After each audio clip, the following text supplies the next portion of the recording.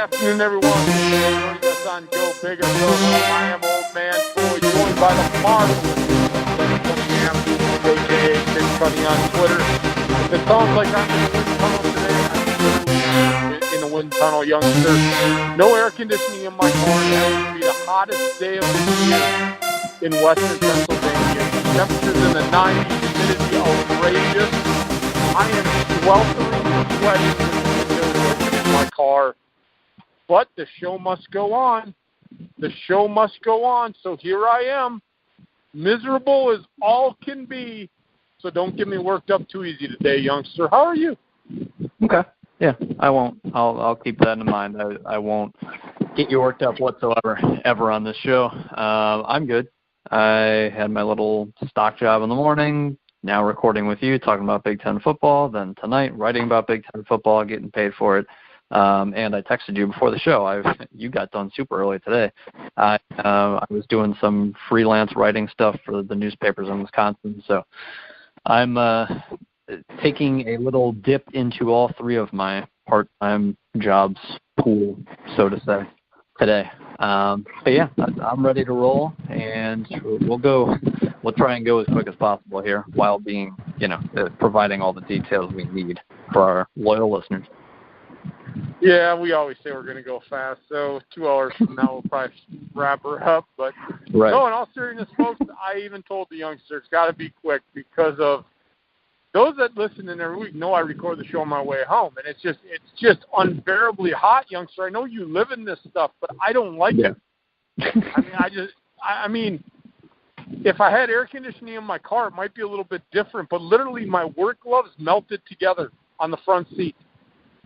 Literally melted together. That's bad. It's bad. I've got to hide my cell phone under my leg because nowhere in my car can I put it where the sun doesn't beat down on it. So let's rock and roll, though. The first week of college football done, over, kaput. The AP poll came out. I know you're going to go through that, and then we're going to go Big Ten results. Then we're going to look ahead to next week. Not a lot to really talk about in week one of the Big Ten, Kevin. There were a couple surprises that we're going to talk about, but we're not going to get big in depth into X's, O's, and all these things. It was week one. And, of course, a loss for Michigan. You're breaking up a little bit there, Troy, at the end. But I will start off with the AP Top 25. Like you mentioned, that's what we do during every single college football show during the college football season, is we start with the AP Top 25, recap the last week's games, preview the next week's games. If we have a little Big Ten lock of the week, we'll go through that quickly as well. But like Troy said, there weren't humongous, insane outcomes. There were a few surprises for sure that we could talk, for a while about in depth with each of them. But we're not. We're trying to keep the show moving as swiftly as possible here. But yeah, AP Top 25. There were 5 teams from the Big Ten in the top 14. Top 14 last week. The AP preseason poll, week 2 of the AP Top 25, is here now. We're recording this on Tuesday, September 4th, which is exactly when this AP Top 25 dropped for week 2. But for week 1, again, 5 Big Ten teams in the top 14. The only team to suffer a loss was Michigan. They dropped from 14 to 21. Ohio State, Wisconsin in general flip-flopped, number 5 and 4. So now Ohio State's 4, Wisconsin's 5. Last week, Wisconsin was 4, Ohio State was 5. But in general, Penn State looked a little shaky against Appalachian State. We'll talk more in depth about that in a second. They dropped from 10 to 13. Michigan State looked a little shaky against Utah State, dropped from 11 to 15. So right now for the Big Ten, I'll keep it simple with the Big Ten here. Ohio State 4, Wisconsin 5, Penn State is 13, Michigan State's 15, Michigan's 21, and then you got Northwestern, Maryland, Iowa, all in the others receiving votes category, so they're right outside the top 25. If a couple teams lose and those teams win, they'll supplant them in the top 25, and there you go. One take, of course, was how strong the SEC looked because Auburn beat Washington. What was the other thing? LSU hammered Miami. So the SEC right now has 5 teams in the top 18, 7 in the top 25. The SEC is really good, and LSU looked better than I thought. Auburn looked about as good as I thought. I thought Auburn was better than Washington anyway, even though that was basically a pick 'em game. Auburn proved that they were the better team. And then Alabama and Georgia are 2 monsters at the top. The other team, who am I missing here? Auburn, LSU. Who's the other one? Maybe it is just 4. LSU, Auburn, Georgia, Alabama. I thought there was another one in there. Maybe I miscounted. Oh, it's 5 of the top 18. So basically, you've got those 4 powers. It seems like LSU crushing Miami was a huge surprise. But I'll go over the AP top 25 in general quick too, just to get through it. Alabama's 1, Clemson 2, Georgia 3. Nothing changed there. Like I said, Ohio State, Wisconsin flipped 4-5. Oklahoma moved up a spot to 6. Auburn moved up a couple to 7. Notre Dame beat Michigan, so they went from 12 to 8. Washington dropped a few because they lost to Alabama from 6. Now they're 9. Stanford moved up a few. LSU moved up 14 spots to number 11 because of how they crushed Miami. Virginia Tech looked good last night, Monday night. They're up to 12. But in general, I mean, there are no huge shockers here. Boise State's still in the top 25. UCF still in the top 25. Those are your 2 group of 5 schools that are in here. Otherwise, it's more the same. There's no humongous shockers here. But like I said, for the Big Ten, there's 5 teams in the top 21 now, as opposed to 5 in the top 14. And then Northwestern, Maryland, Iowa, and others receiving votes. Unless you've got anything to comment about that, Troy, I'll skip by that and recap Week 1. That's about what I gotta say. Youngster, windows open, two yahoos on motorcycles, like trying to fly by like 5 cars. It's crazy. This world is crazy. I mean, and here's the best part. Yeah. I'm rolling up right behind them now because now they can't pass this other guy. I don't understand people. These guys are literally, they either are drunk or just rambunctiously, I don't know. I'm just in awe that they're actually driving motorcycles like that. I like motorcycles, and I think you should respect motorcycles, but it's guys like that are just crazy. Wish you could see it. I should video it. These guys are like tailgating cars waiting to pass. So, all right. No, nothing else to say about AP preseason poll. Well, it's not preseason. It's regular season. To me, it's all preseason until the college football rankings come out anyway. I know they matter. The rankings matter.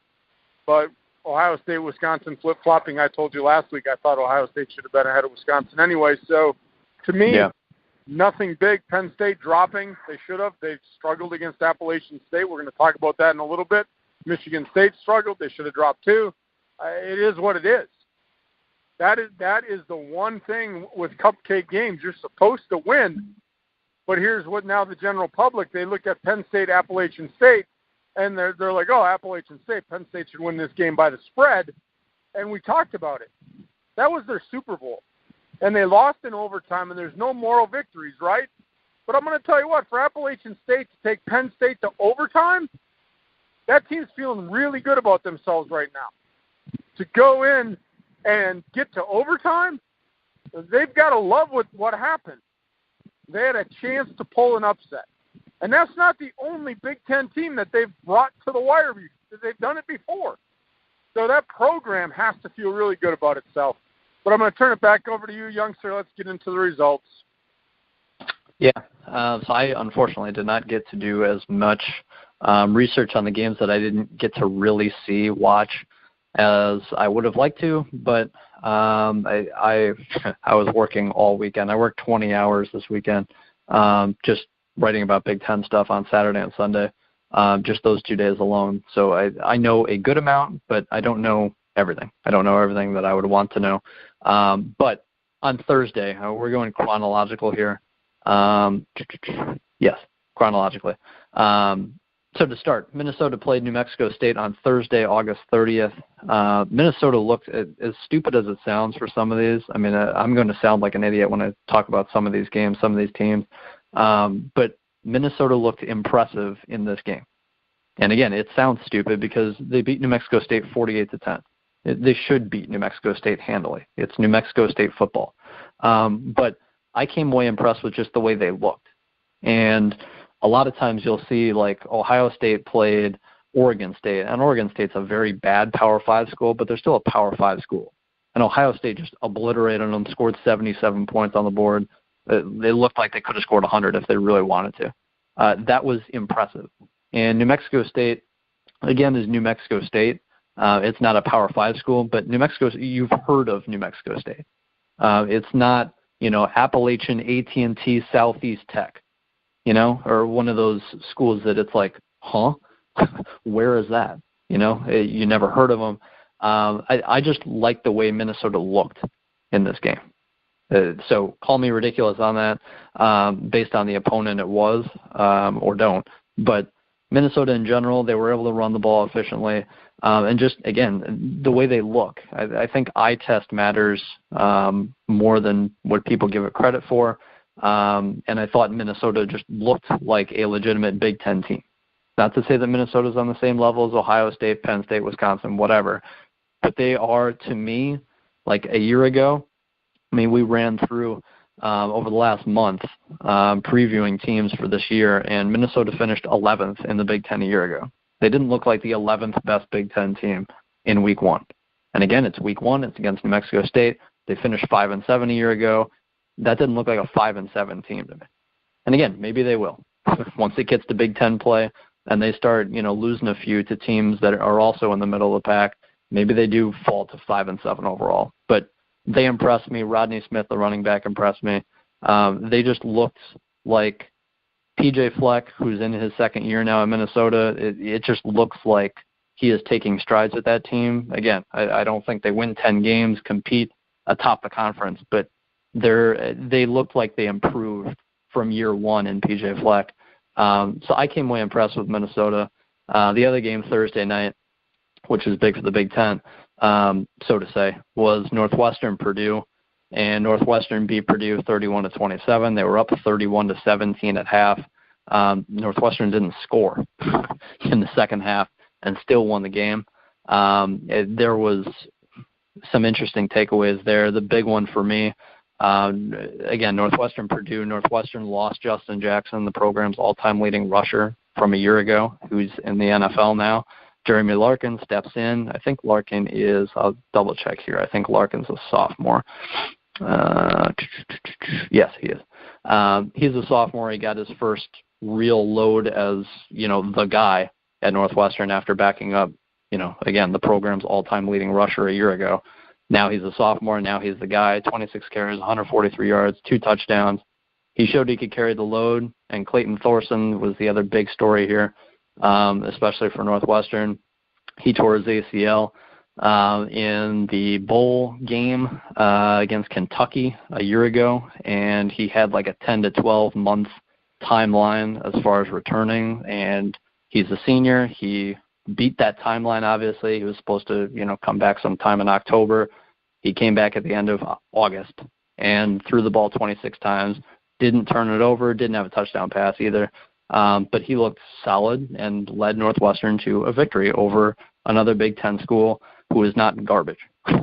So I was happy to see Clayton Thorson out there healthy, starting the game and playing well enough to get Northwestern a win. I was happy to see Jeremy Larkin step right in there and look like just another really good Northwestern running back.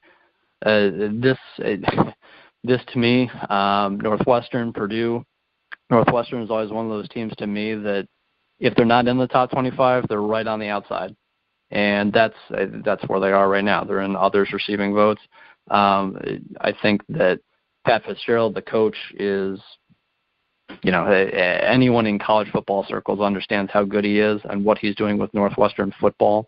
And the fact that they're always knocking on the door or in the top 25, I think speaks to what kind of coach he is, because he gets these guys like Thorson, gets these guys like Larkin, who are not phenomenal high school recruits, but always has this team, right on the outside of the top 25 or in the top 25 every single year.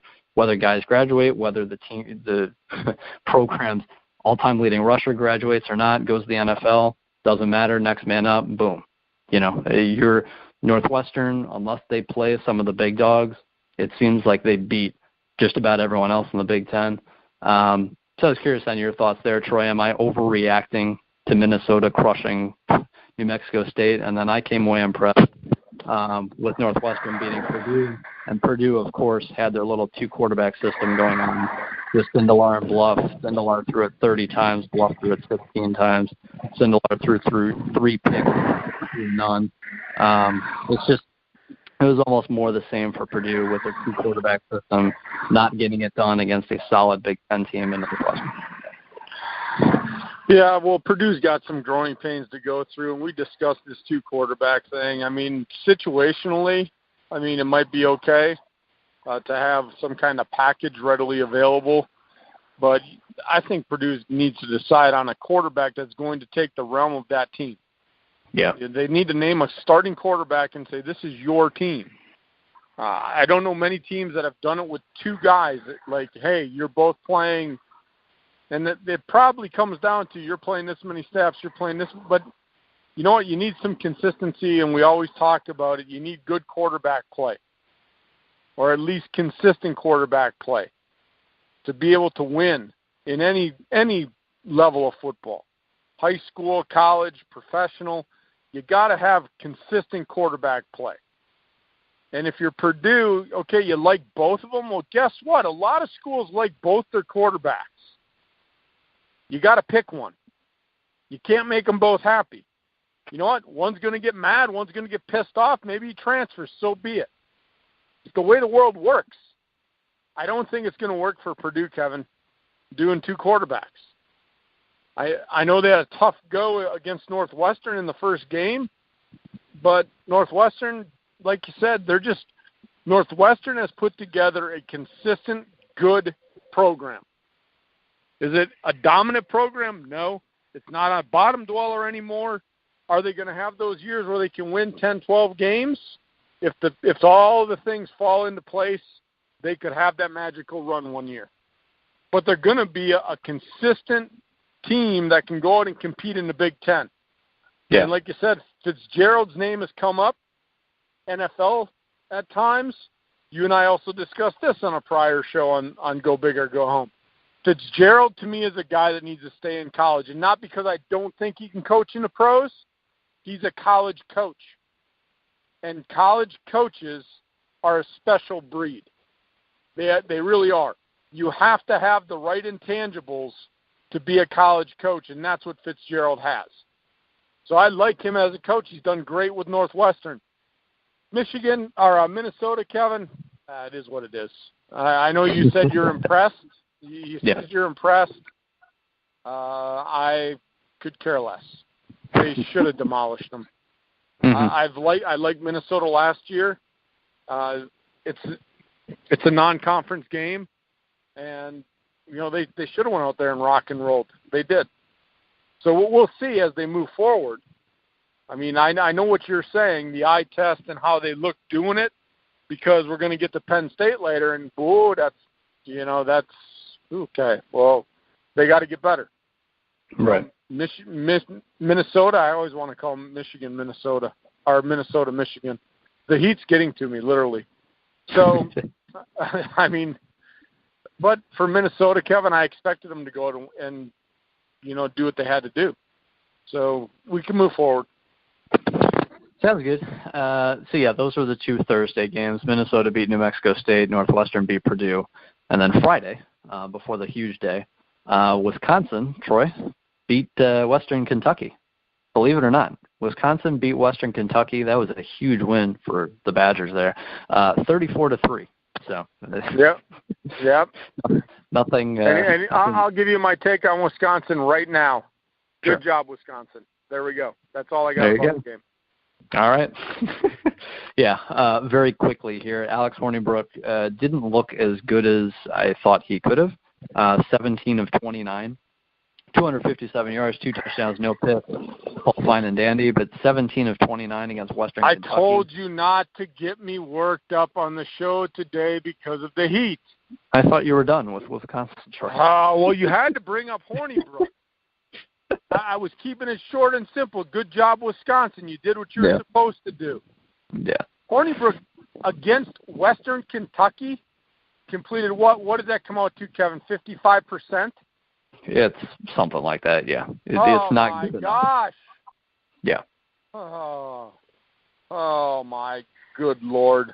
But you can read off Jonathan Taylor's stats because that's all I got. I'm done. Yeah. Jonathan Taylor, 18 carries, only 18 carries. As a team, Wisconsin had 39 carries on the ground. Jonathan Taylor had 18 of them. So Wisconsin was trying some things. But in general, Jonathan Taylor, 18 carries, 145 yards, 2 touchdowns. That's to be expected. This Wisconsin line, we talked about it a week ago. Okay, I'm going to interrupt again. Sorry about that. Okay. I want to say this. Jonathan Taylor mentioned for the Heisman. Yep. And maybe I'm just a Wisconsin homer about this, but Paul Chryst is looking at the big picture. What is the Heisman based on, Kevin? It is based on winning. Your team has to win.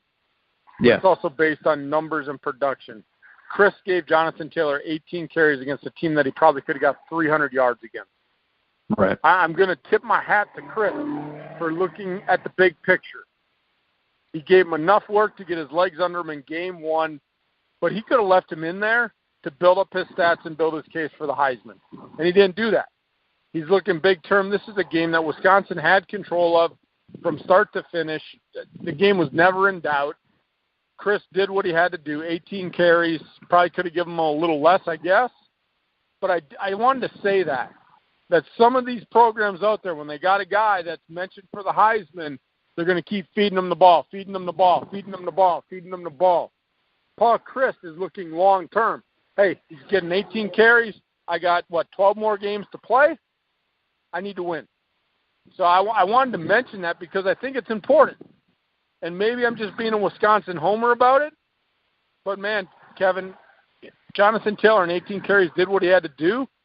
But a lot of coaches, when you got a Heisman running back or a Heisman hopeful running back, they're going to give him the ball 25 or 30 times and let him get his numbers. Chris didn't do that. Chris puts the team first. Taylor's a great back, and he's going to be mentioned for the Heisman.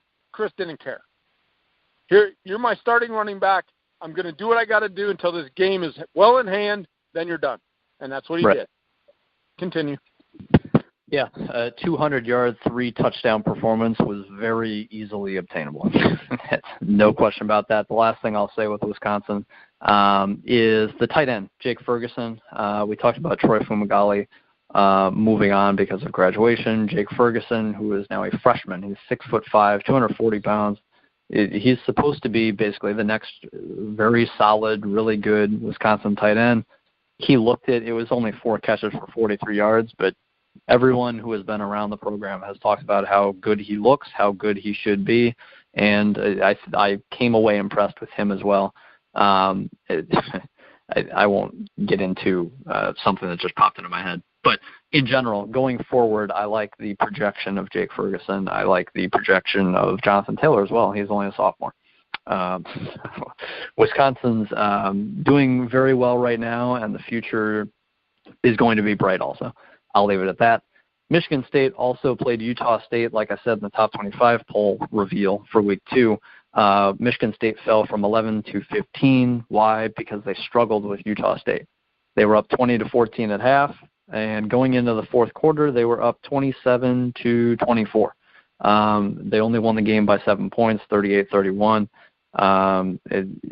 Utah State knew they had to throw it, and they did so efficiently. They threw for 319 yards against Michigan State. The positive is Michigan State held Utah State to 25 yards rushing. Michigan State picked off the quarterback twice, didn't allow a touchdown throwing. So Michigan State did what they had to do. Lewerke, 23 of 33, 287 yards, 2 touchdowns, threw a pick. More efficient in terms of completion percentage than Hornibrook. My huge takeaway, though, I guess Michigan State's not going to blow out a ton of teams this year, just like Michigan State doesn't blow out a ton of teams any year. It's very rare that D'Antonio has teams that win games 45-0 on a consistent basis when they should. It almost seems like they always win these types of games 24-10 or 27-13 or 38-31 is closer than I would have projected.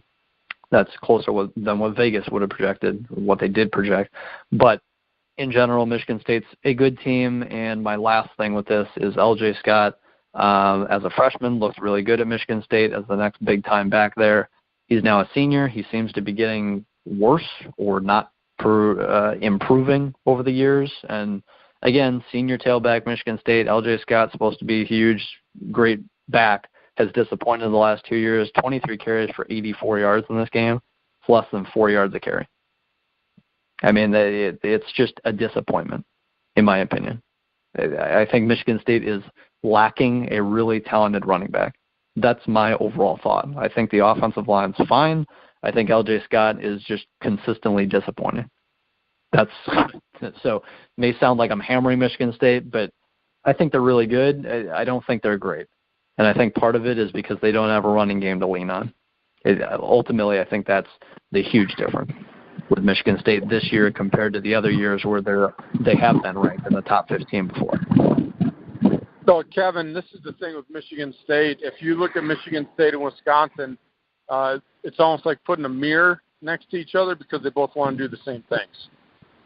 If you look at what D'Antonio wants to do, he might mix it up and pass it a little bit more than Chris, but at the end of the day, he wants to have great defense and be able to run the ball. And like you said, that was the struggle in this game. And defensively, though, I was not impressed. You wanted me to be impressed with Minnesota. I was unimpressed with Michigan State. I mean, Utah State, again, teams got to come out and play. For a lot of them, that's their Super Bowl, playing a Big Ten team. But it was like they tossed that ball like it was a playground. And so there's a lot of things that Michigan State needs to fix. And a lot of that comes down to, Kevin, getting a pass rush. And if they can't get, and I'm talking about Michigan State, if they can't get a pass rush against Utah State, how are they going to do it in the Big Ten? Yeah. I mean, I don't like to take anything away from schools, but Utah State's offensive line compared to a Wisconsin and Ohio State, a Michigan, come on now. If you cannot generate a pass rush against a Utah State, could be a long year for Michigan State, and we thought they were going to do well. But a lot of it comes down to that front four. You and I have talked about it, Kevin. You can have all-pro, all-American cornerbacks, but if you can't get a pass rush, they're going to toss the ball around like it's the playground, and that's kind of what Utah State did. So not impressed with Michigan State's defense, giving up a lot of points to a team that they probably shouldn't have. Continue. Yeah, rightfully so. They dropped in the rankings despite a win.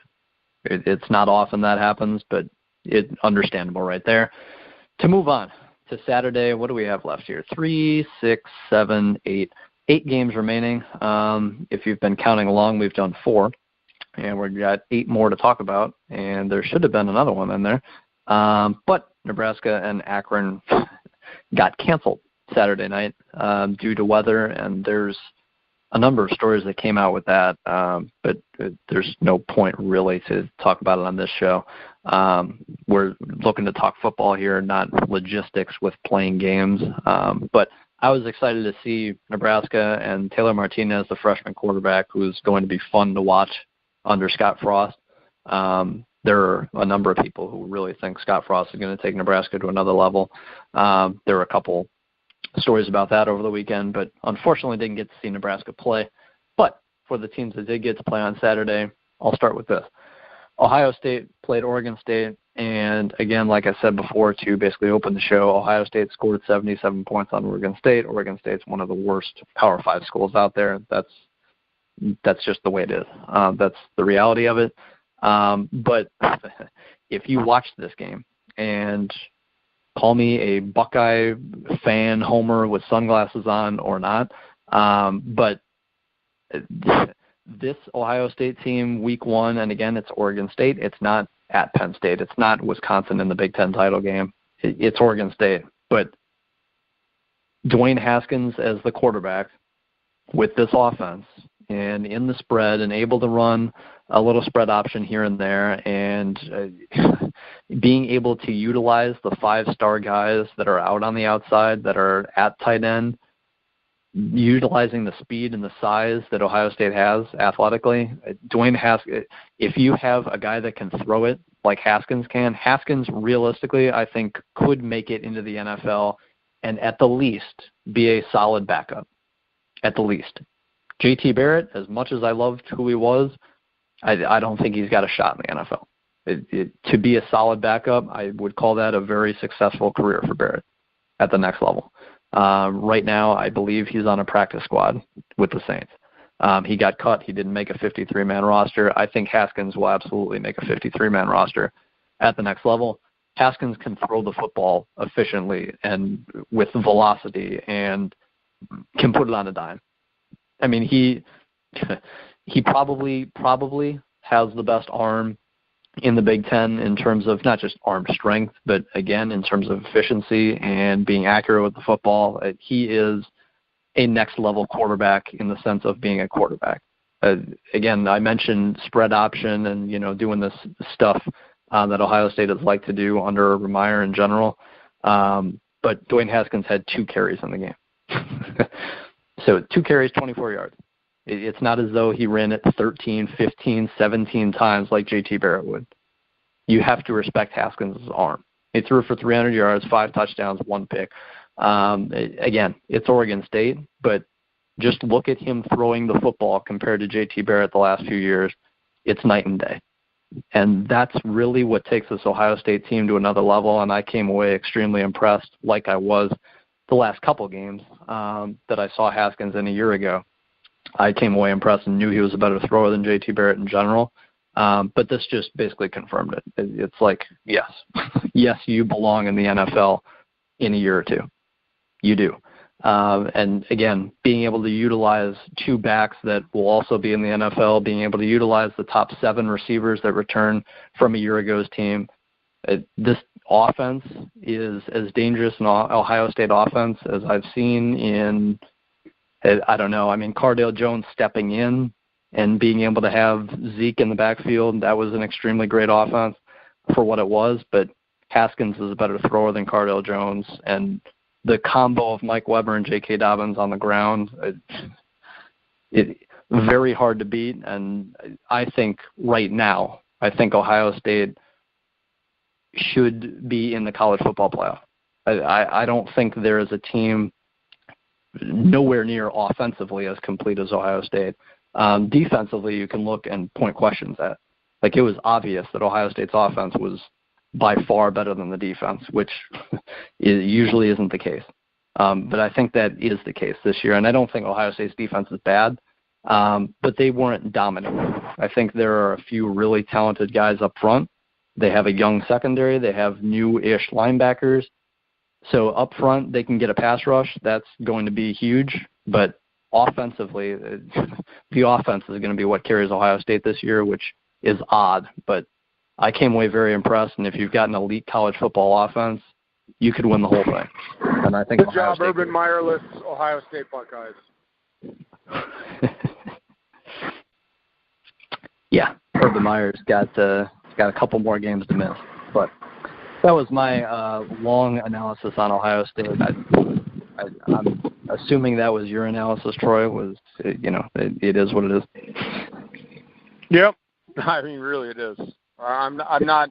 I know you went in depth into it, but again, yeah. I look at it. I know Oregon State's not a power. They're a mediocre Power 5 school, but yeah, I mean, Ohio State should put numbers up. They're good. I know they're good.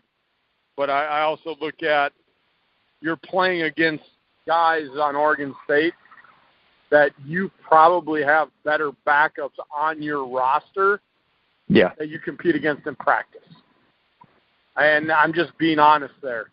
So to put up 77 points, it is what it is. You got to win. You went out, you did things.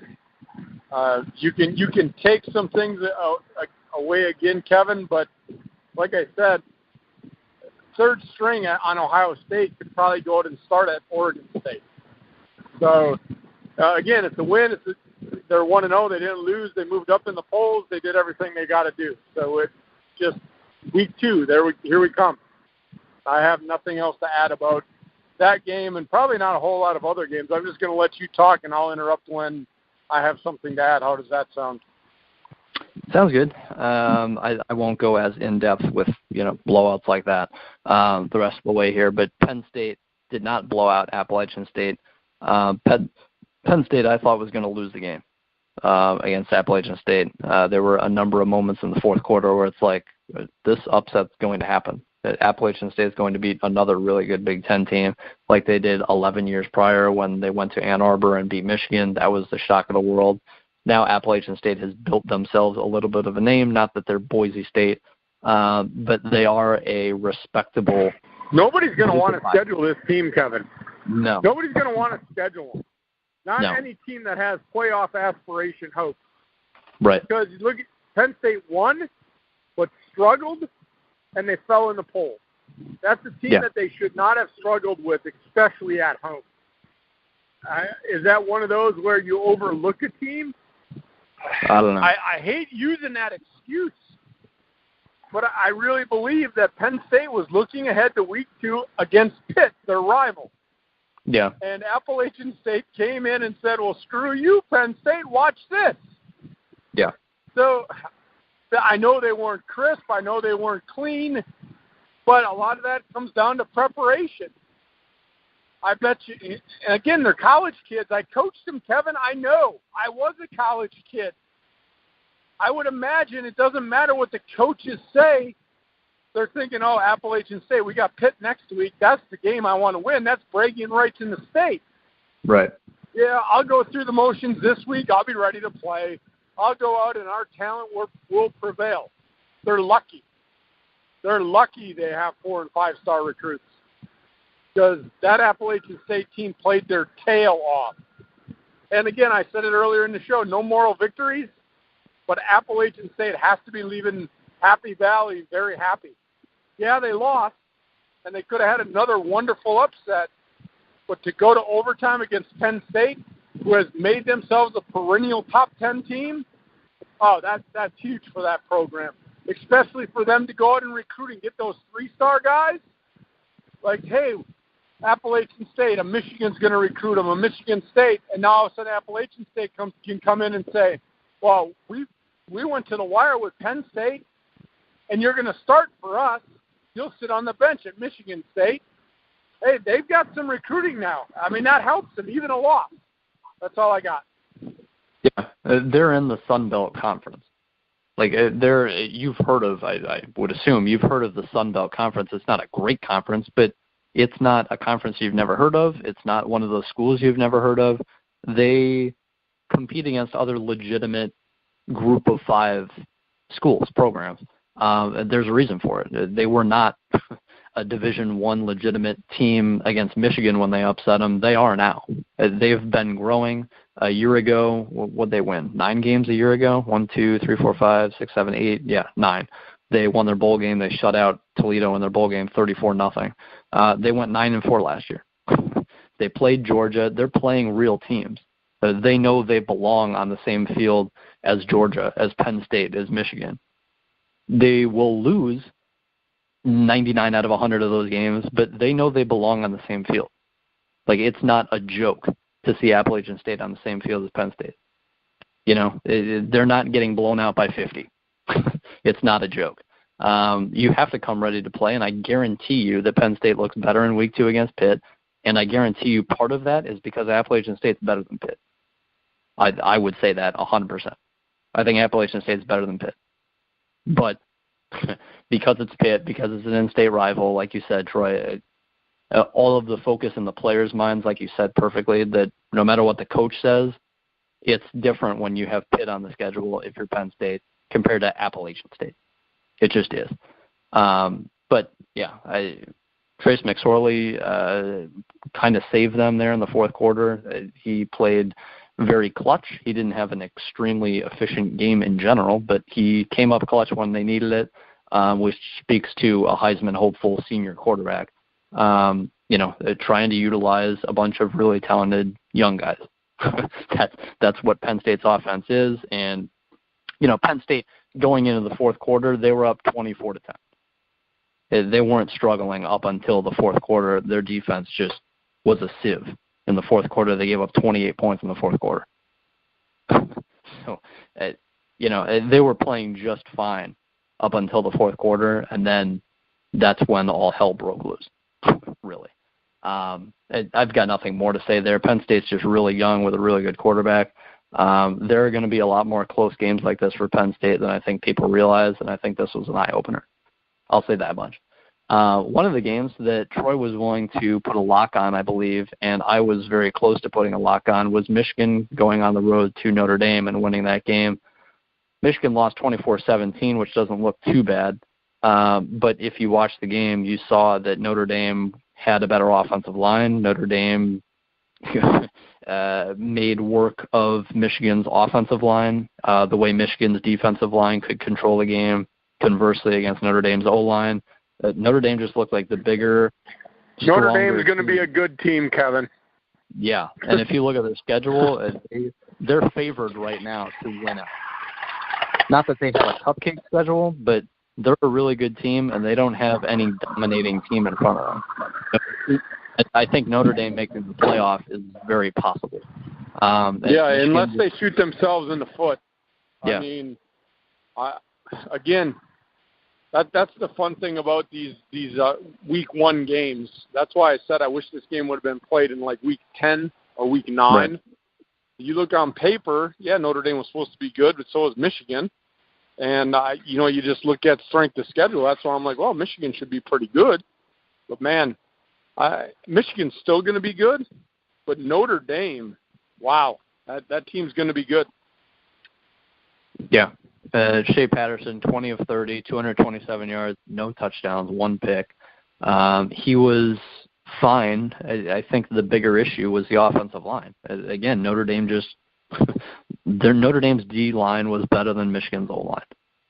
And so whether you've got a 5-star quarterback behind that offense or not, if you're constantly struggling to be able to throw the deep ball or build off play action because your running game's getting 3 yards a carry, it is what it is. You can only do so much. Patterson didn't look phenomenal, and again, I think part of that was pressure and not being able to build off the running game. So 33 carries for 58 yards. That was Michigan's stat line on the ground. That's not too good. And Shea Patterson still completed 67% of his passes. He just couldn't make huge plays for the offense. They couldn't. Notre Dame's defense stood out to me, and Michigan's defense didn't look fantastic either. They were down 14-0 after the first quarter. They were down 21-10 going into halftime. They were down 24-10 going into the fourth quarter. You can say Michigan outscored them in the second half, 7-3, I guess.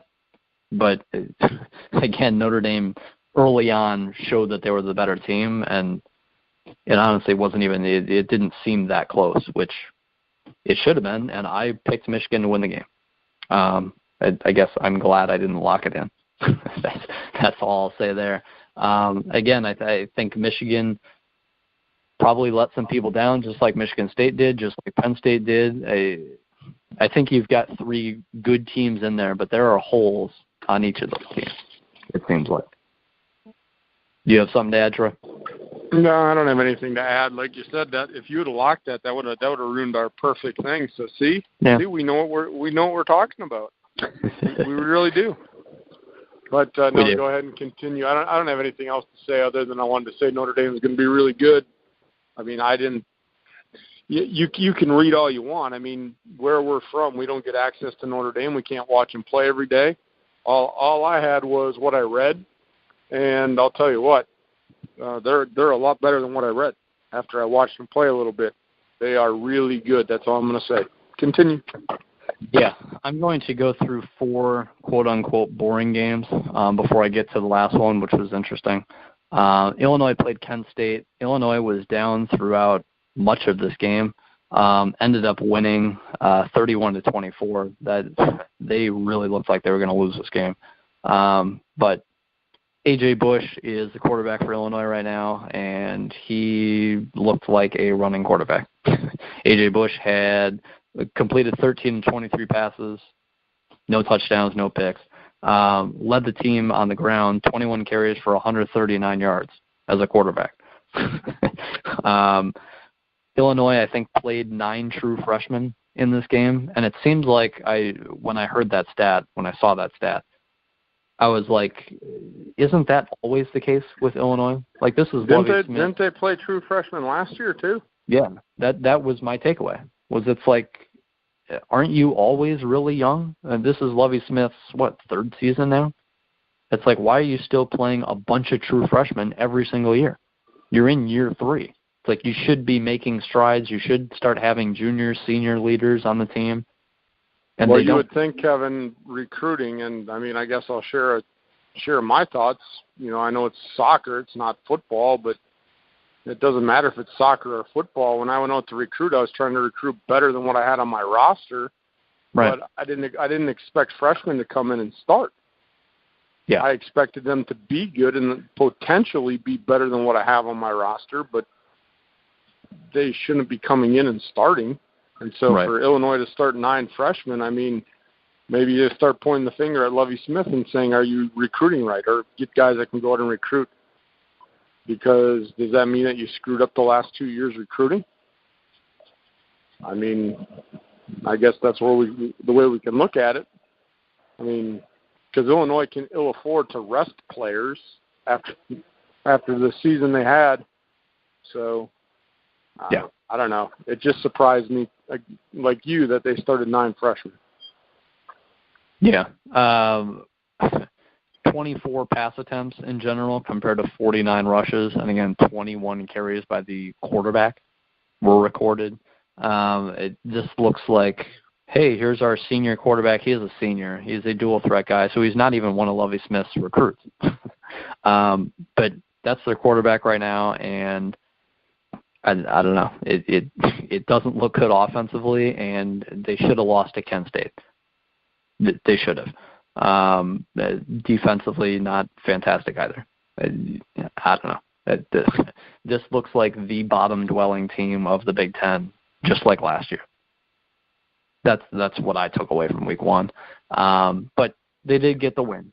So Illinois is 1-0, but they looked like a bottom-dwelling Big Ten team. Yeah, I guess you take them any way you can get them, right? Yeah, I suppose. Rutgers played Texas State.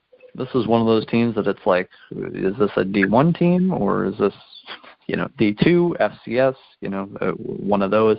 I don't know. Rutgers won the game 35-7, as you should, against Texas State. It's Texas State football. I mean, it's terrible. The one thing I will say, I guess, is this was what was going to be interesting for me. True freshman Artur Sitkowski was a 4-star guy, I believe. He's the quarterback, a true freshman, starting quarterback at Rutgers from the state of Florida. They plucked him out of Florida at IMG Academy, I believe, which is a huge football power in Florida, high school football. 20 of 30, 205 yards, a touchdown. He had 3 picks. 3 picks against Texas State, not too fantastic, but again, true freshman, first college game with Rutgers talent around him. It's not as though he's got a ton of playmakers around him to throw the ball to, but I guess that was the only notable thing for me. Rutgers did what they should have against Texas State. They did not almost blow it like Illinois did. That's all I got. I don't know if you've got anything on Rutgers football, Troy.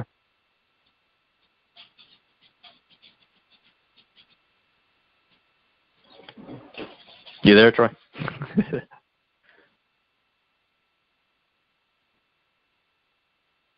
Maybe not. Troy might be on mute. He might be away from his phone for a second. I will move on to Iowa, Northern Illinois. Iowa, again, this is the third of the 4 boring games that I mentioned, quote unquote. Iowa won 33-7. Going into the fourth quarter, they were up 17-0. This game was never really in danger.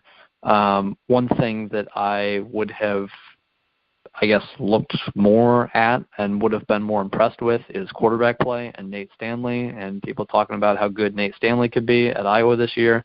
And 11 of 23, 108 yards, 1 touchdown, 1 pick. Not even 5-yard average per pass. That's not going to get it done in the thick of the Big Ten schedule. That was disappointing to see if you're an Iowa fan, but you took care of Northern Illinois, and Northern Illinois, like Troy mentioned a week ago, is never a pushover. And maybe this is a terrible Northern Illinois team this year. I have no idea. But altogether, Iowa won the game 33-7. That's cool. But only averaged 4 yards a carry on the ground, and Nate Stanley, again, not even 5 yards per attempt through the air, 108 yards passing, through a pick. It doesn't look, from the stat sheet anyway, that Iowa necessarily looked fantastic, so to say. But it's a 26-point win to open the season. Not going to get too into it. The last one I have is... Well, they should have won. I mean, Kevin, you look at it, they didn't look impressive, but it comes back down to it. Cupcakes. You should win.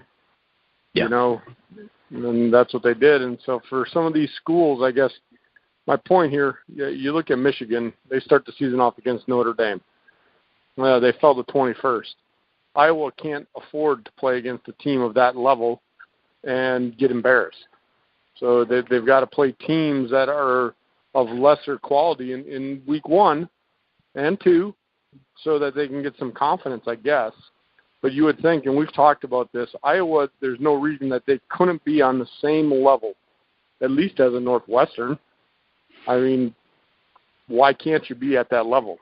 Why can't even you get to a Wisconsin level? I mean, Wisconsin, I know people are talking about them nationally. They're a top 10 team. But, Kevin, to be honest, Wisconsin does it simple. They play football.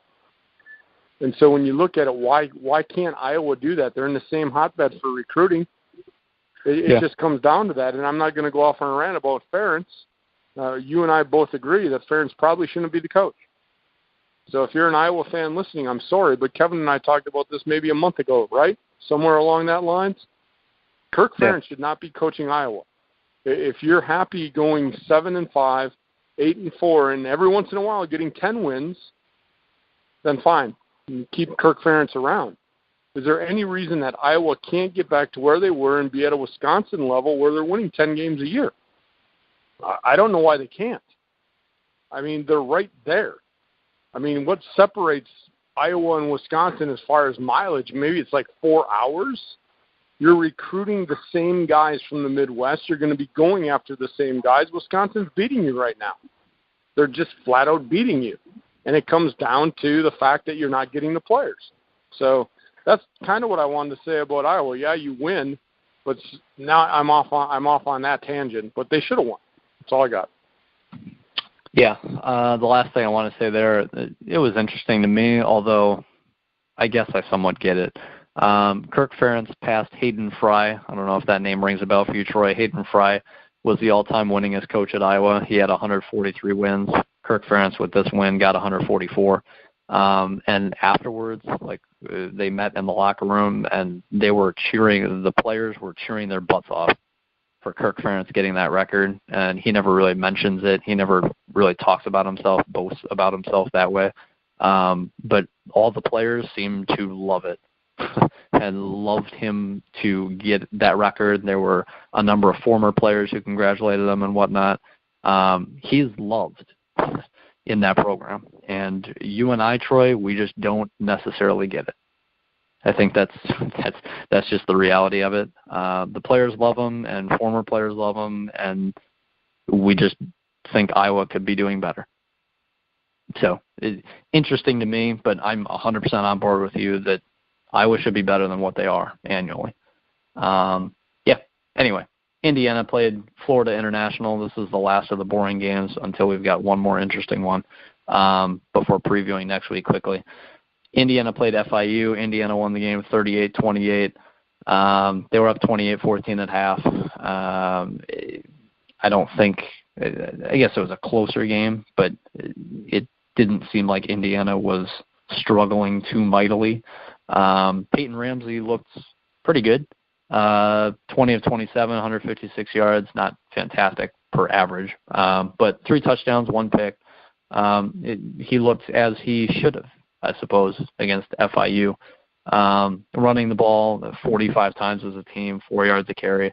Nothing special there. Indiana did what they should have, I guess, to FIU. I really have nothing else to say about that before the final game, Troy, unless you've got anything. Now, way to go, Hoosiers. Yeah. Maryland hosted Texas, and this was a very entertaining game, and my God, Maryland hosted Texas. They beat Texas. They were, 14-point underdogs? Let me check. Let me make sure I've got the number right. I think they were 14-point underdogs. Yep, 14-point underdogs. Then they won the game at home. There was a lot of flags and celebratory stuff. Jordan McNair, the offensive lineman that died due to, a heat stroke, I think, if I remember correctly. There were a number of stuff. The first play of the game, they went out with 10 guys. Texas declined the penalty to show, all that. And it was a cool environment, and apparently my dogs are going on about it as well. But it was a cool environment. Maryland was obviously jacked and ready to go and play the game, and there was a storm that delayed play for a while, and there was video that came out of Texas's locker room when they came out of the locker room following the storm, and Texas was just walking like basically nothing was happening, and Maryland was jumping up and down, amped up, ready to go, ready to roll, and that's when they basically won the game at the end. Maryland seemed to be on complete even footing as Texas. Texas looked like a disappointment in that regard. Maryland looked like almost the better team, and they showed it at the end. They won the fourth quarter 10-0. I think they forced 3 turnovers on 3 straight possessions from Texas to end the game. Maryland looked pretty good. I came away impressed with them.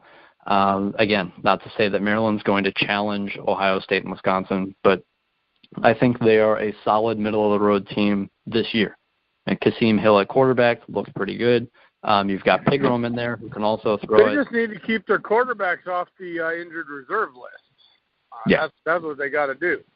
I mean, but you look at this, Kevin, and everything that happened at Maryland prior to this, and again, I go back to it, people may laugh and balk at it, but sometimes you get a situation like a death of a teammate.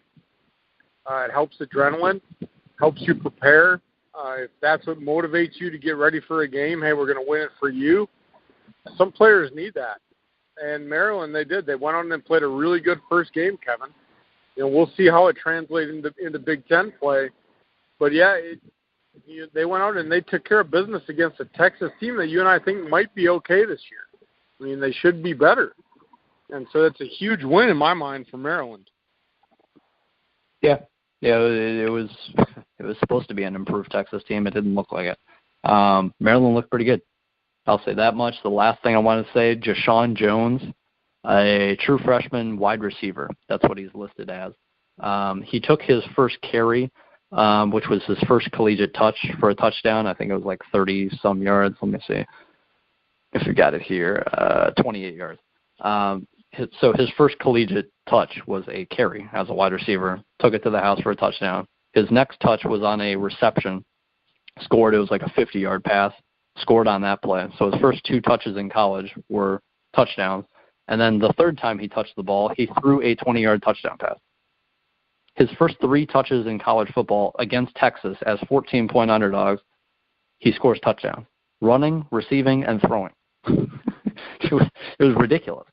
That has to be like a record.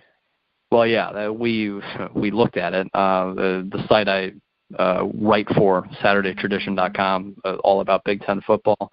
There were a number of different stuff. It was like the first time that someone had done that in the same game as far as rushing, receiving, throwing. since Mariota did it once, Dak Prescott did it once. There was a player that did it in the same game. Those two, I believe, were freshmen when they did it. So that was the first time since, those guys did it as a freshman. As far as the first game, I don't know. That might have been the first time. As far as your first 3 career touches, I think that was the first time ever. I'm pretty sure. I don't know if there was a stat on that that I missed, but that was incredible to watch. He is definitely a playmaker. If you can do that against Texas, again, as 14-point underdogs, whether that was obviously right or wrong, it's against Texas. It's against a real school, against real athletes. So to be able to run, to be able to outrun guys, to be able to catch, obviously, as a wide receiver, showing random, Antoine Randall skill set, being able to throw the ball as well. He is a true freshman playmaker for Maryland. I'm not going to say he's the next this or that, but he is a legitimate true freshman playmaker at Maryland. I'll say that much. So that was exciting to see if you're a Maryland fan for sure. But that's it as far as recapping games. And then we can, obviously get into quick previews, quick betting lines, see if there's anything we want to lock and load for the listeners, Troy, unless you've got anything to add about week 1. Nope. Let's get to it. Week 2, Ohio State gets to play a nice little Big Ten team, and Ohio State gets to host Rutgers on Saturday, September 8th. I believe that is when all of these games are taking place. Yes, it is. Every single Big Ten game next week is on Saturday, September 8th for week 2 of the college football season. Ohio State hosts Rutgers. They are 35-point favorites, and I'm not going to lock it one way or another.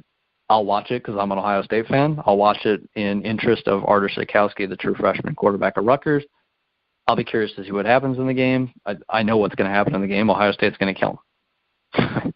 This looks like Ohio State's best team since that team that won the national title to start the college football playoff in 2014. The offense looks as good as it ever has, in my opinion, that I've ever seen. And I'm only 27 years old, but this looks like it could be the best offense Ohio State's had, at least since I've been watching Ohio State football. You won't necessarily learn anything against Rutgers, but watch Haskins throw the ball and tell me that he's not a legitimate prospect as a pro quarterback, because it seems like he is. It's exciting if you're a Buckeyes fan. I'll say that much. I'm not going to lock anything here. You can if you want, Troy. There was something that I wanted to mention as well from week 1. You said that one of Illinois, Rutgers, or Indiana would lose their games in week 1, and Rutgers won 35-7. My dog is coming up again. But Indiana won their game. I think it was by 10. Illinois, like I said, should have lost. They didn't. You said one of those 3 would lose. Illinois was damn close to losing. So you were very close on all 3 of those. Were double-digit favorites. You said one would lose. One almost did in Illinois. They did not cover the spread whatsoever in that game. Yeah, but doing betting lines, Kevin's is like horseshoes, Yeah. So I was close, but no cigar. Close, but no cigar. But as far as this Ohio State-Rutgers game, yeah, they're going to kill them. I don't know if I'd take the 35, though, and here's why. I know they ran the score up in game 1. I don't know if they're going to do it in game 2. They might let some other guys get a chance to play. They went out in game 1. They had some new pieces in place. Now it's week 2, and now after you get week 1, you got your legs under you. You're playing Rutgers. Once this game is in hand, you're probably going to see some backups play, and you did in game 1 too. But it's going to be a similar outcome. But I don't know if it's going to be 77 points. But yeah, and it's going to be a game that gets out of hand, and it could be out of hand in the second quarter. So I think you just see a lot of second and third stringers playing. I mean, Ohio State, It's a smart program. Urban Meyer, even though he can't be on the sideline, he's going to tell that team or whoever's doing the coaching, once this game is in hand, get the guys that are going to get us to the playoff out of the game. We can't have any silly injury. So 35 points is a lot. I know they could cover it, but again, based on the fact that this game should be in hand, and once you start putting second and third stringers in, it might not be a 35-point win. It very well could be, though, but... Yeah. Yeah. These huge lines like this, I don't ever really touch them. I don't. So I'll move on. I'm with you. They'll crush them. It's just by a matter of how much. Same thing basically with Wisconsin, New Mexico. Wisconsin's hosting New Mexico. They're also favored by 35. So I'm not going to lock it one way or another. You'll see the Wisconsin backups at some point. They're not going to run Jonathan Taylor 35 times for 300 yards. They'll run him 15 or 18 times like they did in game one. Yeah. Once that game's out of hand, same thing. Taylor's on the bench, pads off, helmet put away, helmet hidden, so he can't sneak on the field. I mean, the kid wants to play, but they're not going to let him. Yeah. And here's the thing. It's 35 points, and I'm a huge Wisconsin fan, Kevin. If Hornibrook can only complete 55 against Western Kentucky, I mean, will they win by 35? Here's the reason they would win by 35. That massive offensive line, they run the ball for 400 yards. I mean, that's what it's going to be. To me, this is a game where you let Hornibrook throw the ball a bunch to get him used to playing. Let him throw the ball. I mean, not right away. Don't get me wrong, because you can't have him make a mistake. Once the game's in hand, let him try some things. Get him comfortable. The guy needs to get better. And the only way you get better is in live game situation. So if Paul Chryst would do that, maybe they cover the 35. Because he's an average to, at times, an above-average quarterback, but I'm just, again, the inconsistency that he has, and to be able to be consistent on a deep ball, I don't like it. But these are the type of games where the game's in hand, and it may seem like you're running the score up, but you're really not, because Hornibrook is not an NFL prospect. He's a quarterback that has to get better, and you only get better in game situation. So that's all I got. I think Wisconsin wins. I wouldn't take the line, even if somebody was like saying you have to pick. Are you taking Wisconsin and 35, or are you going against? I would go against. I don't think they're going to win by 35. Yeah. If I had to pick, I would pick Ohio State to win by over 35. I would not pick Wisconsin to win by over 35. That's just based, I guess, on how explosive Ohio State's offense can be. And I think Paul Chryst is as conservative as you can be when it comes to running up the score like this. He's just, you can respect him for that. But anyway, and I think it's the smart thing to do. I don't think your guys should be out there when you're up by 35 points. Anyway, Michigan hosts Western Michigan. Michigan's favored by 28 in this game. I do not know how good Western Michigan's supposed to be. I'm sure they're not supposed to be fantastic. PJ Fleck took that program to another level and left. And Western Michigan's not going to be fantastic. But in general, Michigan, 28-point favorites, it seems like a lot after looking at what they did week one. But I'm sure they will be hungry to feast on an opponent that they are obviously better than. And it'll be very interesting to see what Shea Patterson does when he should dominate a game at quarterback. So it'll be interesting to watch from that standpoint, but I'm not going to lock anything in as Michigan's 28-point favorites. It seems like a lot, but again, I could see a bounce-back thrashing for week 2 if you're the Wolverines. Well, it's going to be.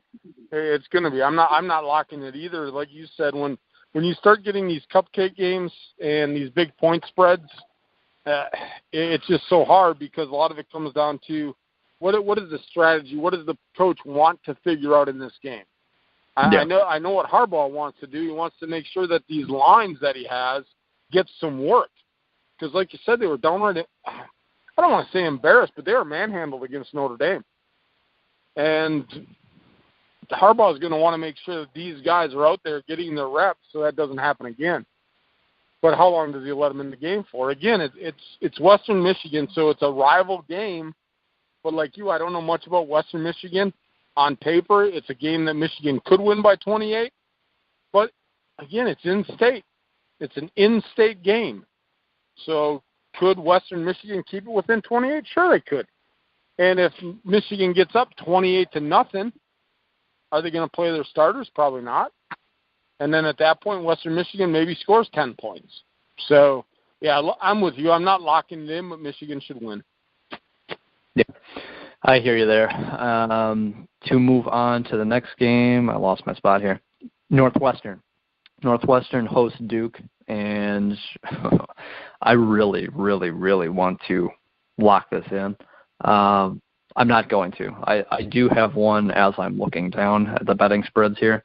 I do have one that I'm going to lock in, but I'll save it. Not that you can't have two go big, go home locks of the week, but Northwestern is favored by 3 points at home against Duke, and Northwestern showed that they are a top 25 worthy team, in my opinion, week one. Duke is not supposed to be terrible either. Duke returns a lot of guys. I had to look and see what Duke was because I was really intrigued by this game and line. Not to say that I'm actually going to bet it, but if I'm going to put the perfect record of go big or go home lock of the week on in jeopardy or not, I wanted to look at Duke for a second. Duke's not supposed to be bad. Duke's supposed to probably win 8 or so games. They return a lot of guys. So Northwestern, in my opinion, at home, they have the better team, I think. They should win the game. They're only favored by 3. I really want to take it, but I won't. I'll hold off. I'm taking it.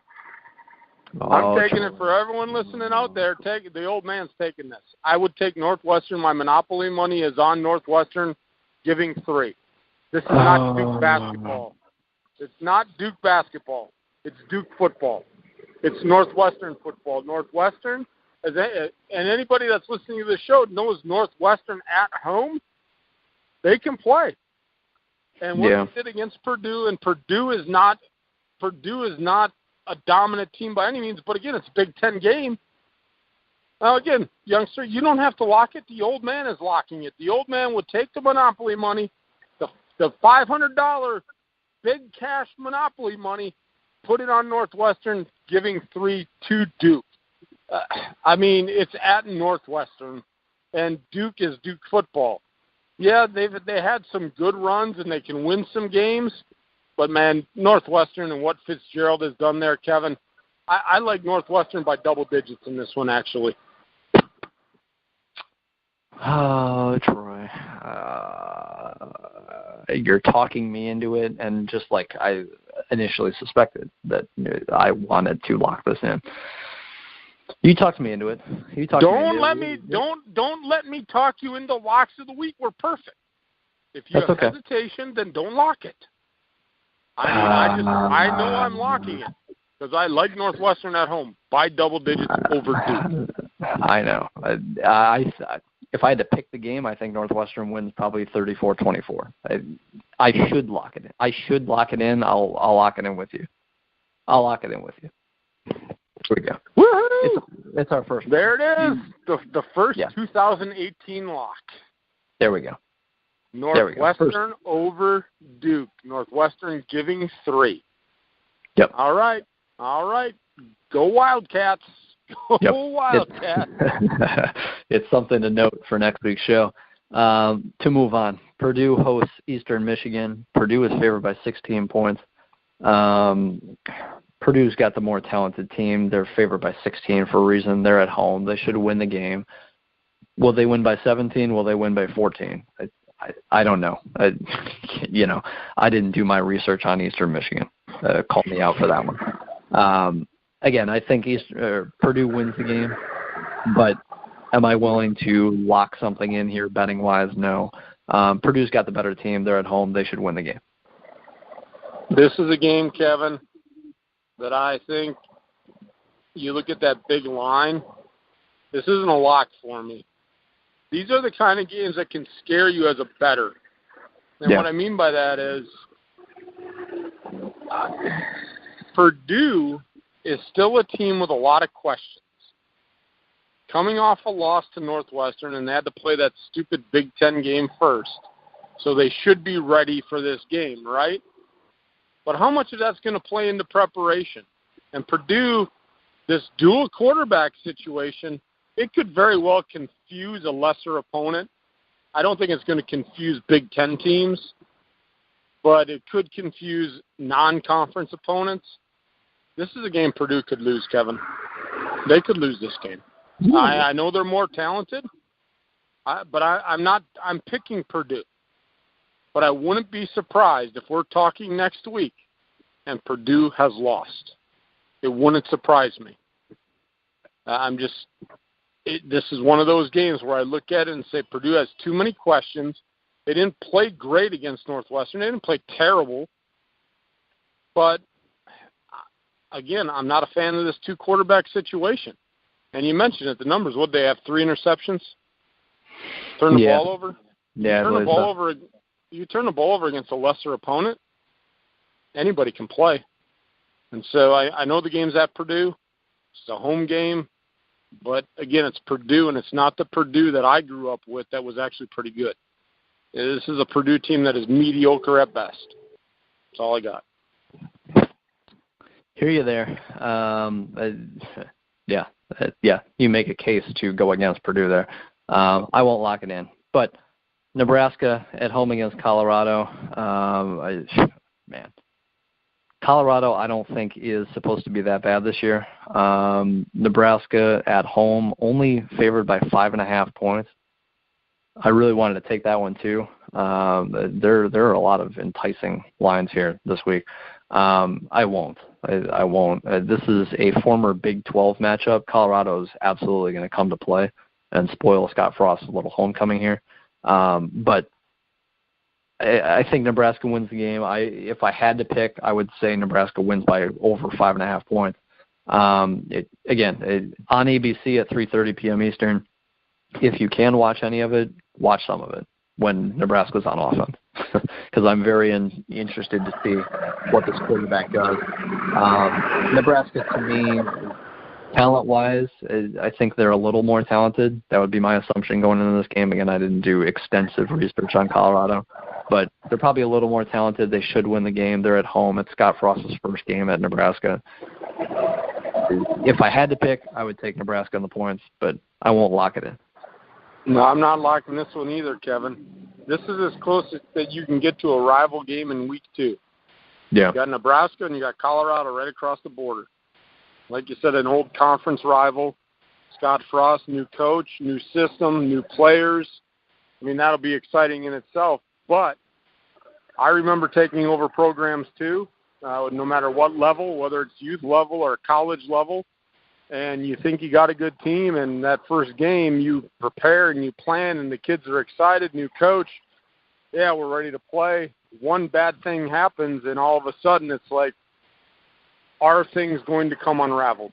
And I know what Scott Frost has done, but I'm actually probably going to stay away from locking anything Nebraska for a week or two until I see exactly what Nebraska is. Because I don't know right now. I have no idea what Nebraska is. So I wouldn't lock this.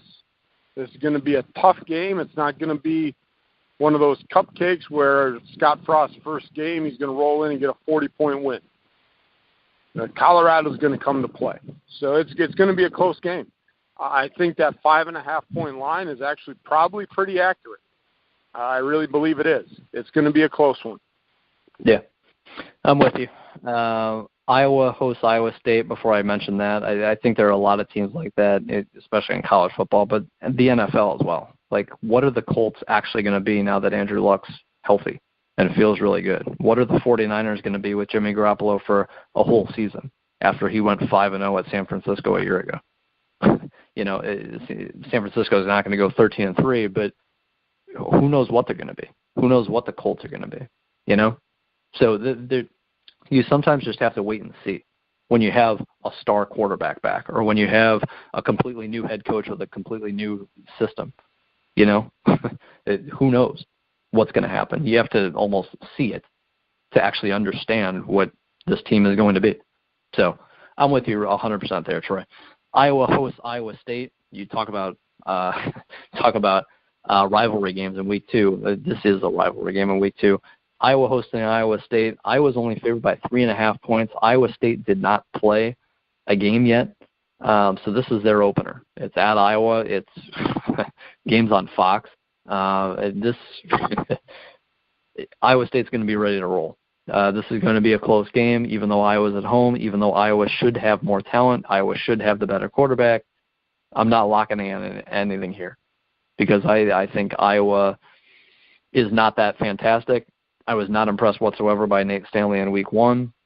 Wouldn't be surprised at all to see Iowa State win this game on the road to start their season in a hated rivalry. I would pick Iowa to win the game, but would not shock me whatsoever to see an upset. This is a toss-up. This is a pick'em game in my mind. Yeah, I coached in Iowa, not at Iowa. I coached in Iowa for 4 years. Iowa State, no matter if the game's at Iowa or at Iowa State, they play this game tough. Doesn't matter how good Iowa is. Iowa State always plays Iowa tough. It's a rival game. So to me, it's a pick 'em. Who are you going to pick? And if somebody says, old man, who you picking? If I'm picking straight up, I'm picking Iowa in a close one. If I had to pick points, I might take Iowa State in, 3.5? Yes, 3.5. 3.5. If I had to, if somebody said you have to bet this game, I might take Iowa State in the 3.5 because I think it's going to come down to a field goal. Iowa State always plays Iowa tough. It's kind of like the Bears-Packers. Doesn't matter how bad the Bears have been the last couple of years. They go to Lambeau Field and they still play the Packers tough. Packers go to Soldier Field. They still play the Packers tough. It's a rival game. So to me, it's a pick 'em game, toss 'em game. No locks going on here for the old man. I agree with you 100%. Maryland at Bowling Green, kind of odd. But Maryland at Bowling Green, again, Maryland impressed me anyway by beating Texas. It was a close game, but they looked like a very solid team. At Bowling Green, Maryland's favored by 16.5. Bowling Green's not supposed to be much, basically. So I think I would absolutely pick Maryland to win the game. Would I pick them to win by 17 or 14? I don't know. It's another one of those for me. I'm not locking anything in. I obviously think Maryland will win the game, though. I got to get my phone off mute. Who does Maryland play next week, Kevin? Let me see. I will pull it up quickly here.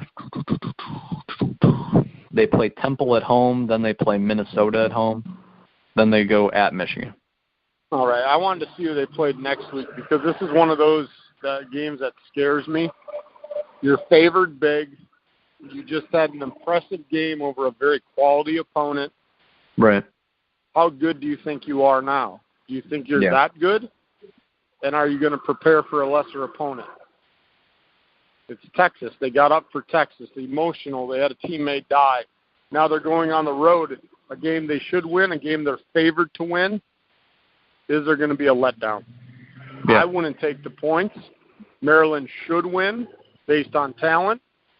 But we've also found out, Kevin, that's why you play the games on Saturday. I would pick Maryland, but I wouldn't even pick Maryland with in a confidence. If we were doing like confidence poll, right, I would have Maryland low points. Like I don't have a lot of confidence in Maryland at this game, but it's Bowling Green, and Bowling Green is a subpar team at best. Yep, agreed. Again, Indiana hosts Virginia. I did not do any research whatsoever on Virginia. Obviously, they're not supposed to be that fantastic.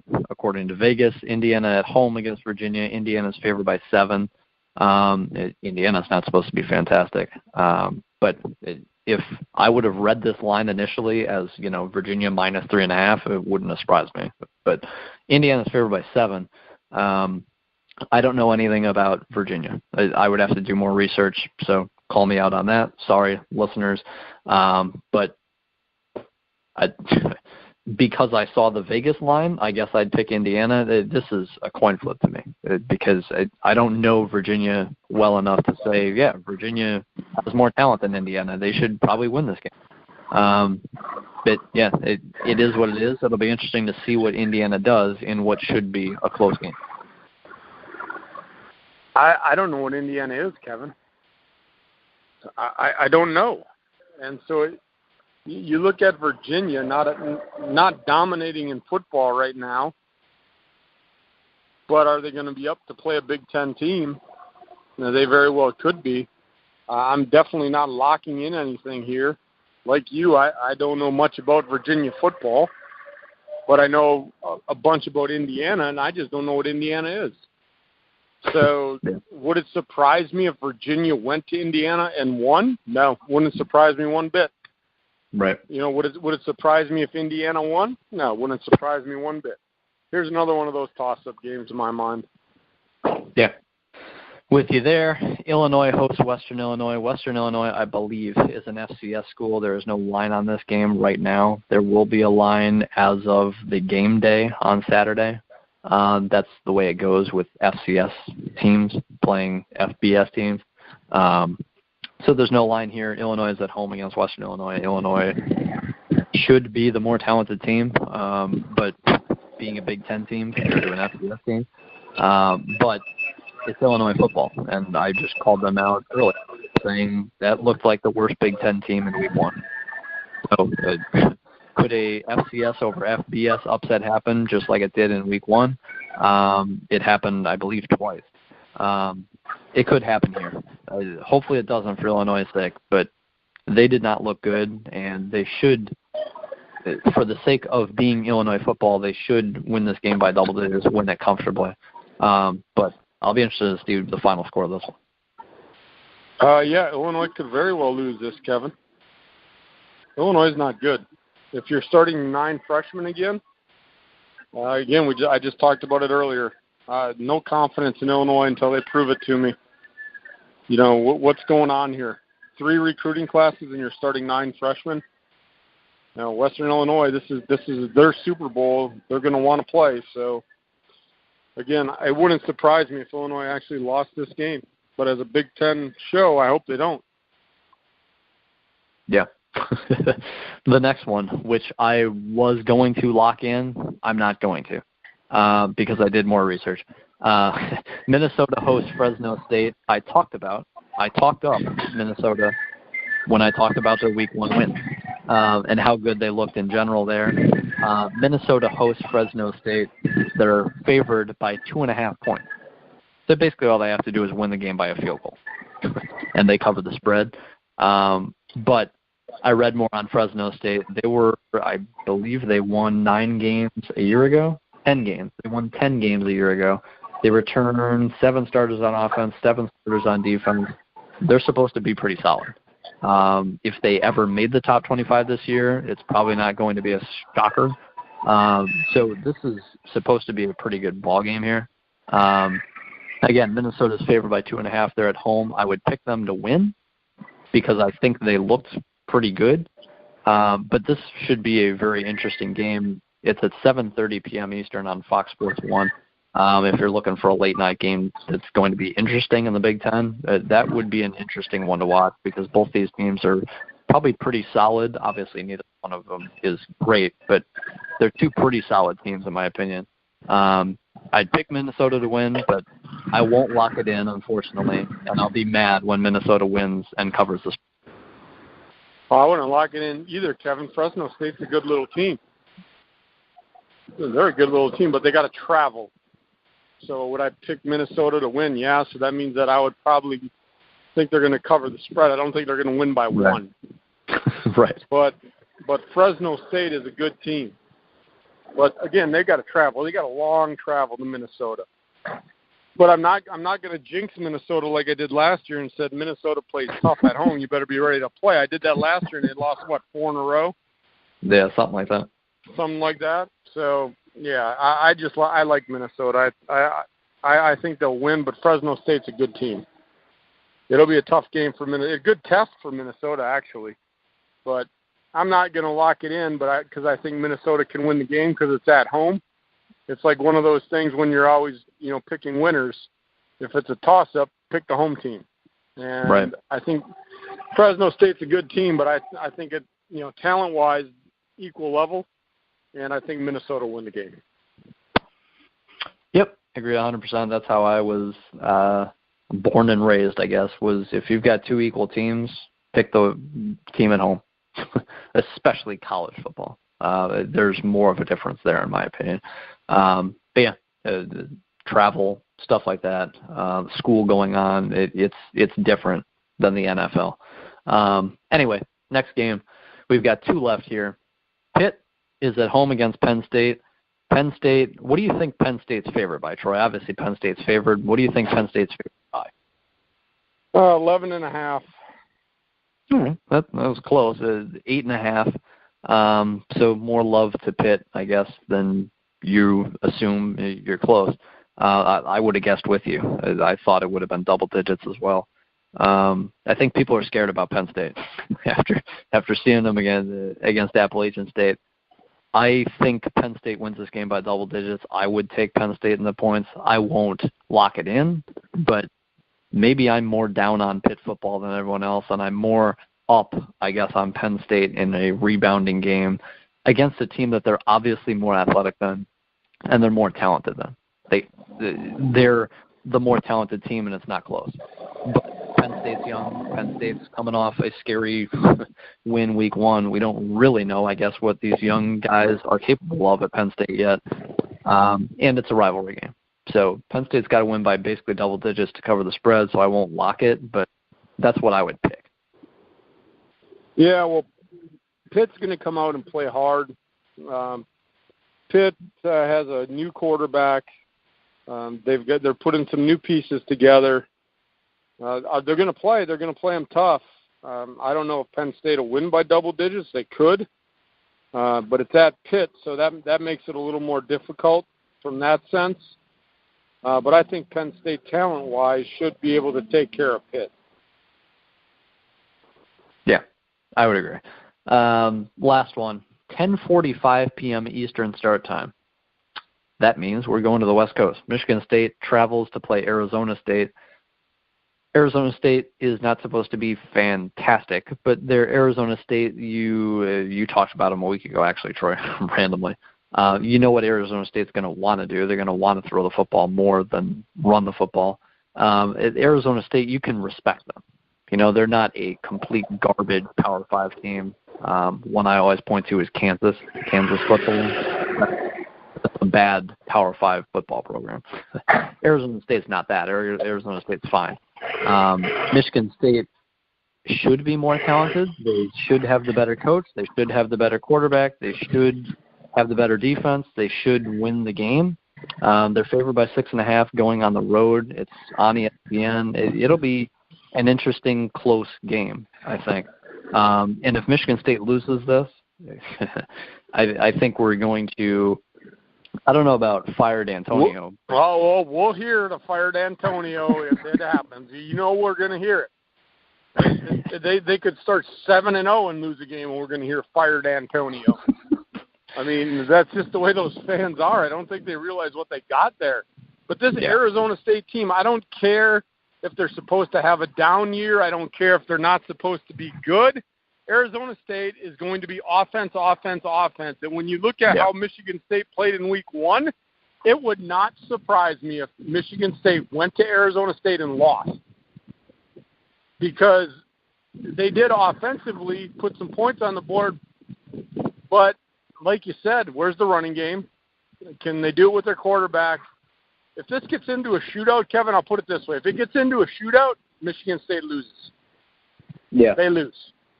If the game stays in the 20s, then I think Michigan State wins. That's what I'll say there. By no means am I doing any locks on this one. Yep. I agree with you wholeheartedly there. So we have Northwestern -3 at home over Duke. That's what we've got. That is our Go Big or Go Home lock of the week. That's our first Go Big or Go Home lock of the year. We were perfect a year ago. I don't remember if it was 4, 5, or 6-0.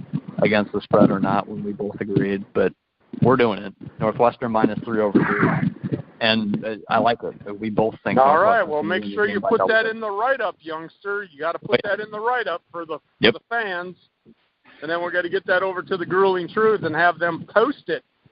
So that's what we're going to be shooting for today. But another great show in the books, youngster. Anything else for the fans?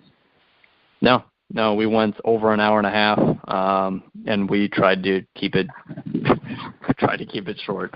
But yeah, that's it. I'm very interested in a lot of these games in week 2 as opposed to week 1. I think we're starting.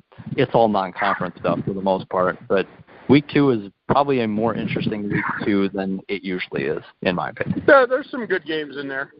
Yeah. You know, the Penn State-Pitt game is going to be a good one just because I live out here, so that'll be interesting. We locked the Northwestern-Duke game, so, of course, we're going to have to keep an eye on that one.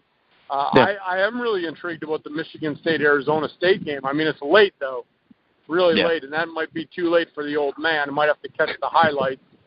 But I am intrigued about that game. And then you got Iowa State-Iowa.